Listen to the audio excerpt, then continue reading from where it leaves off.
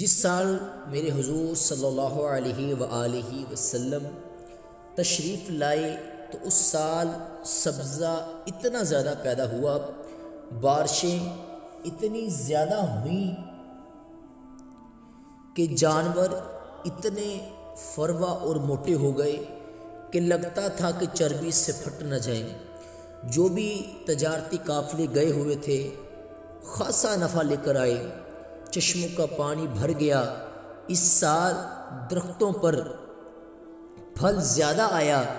عرب اتنے اکھڑ اور ظالم تھے کہ بیٹیوں کو زندہ درگور کر دیتے تھے۔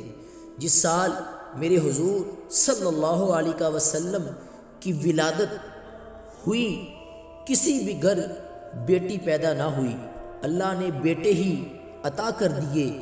ربیع عربی میں ویسے ہی بہار کو کہتے ہیں۔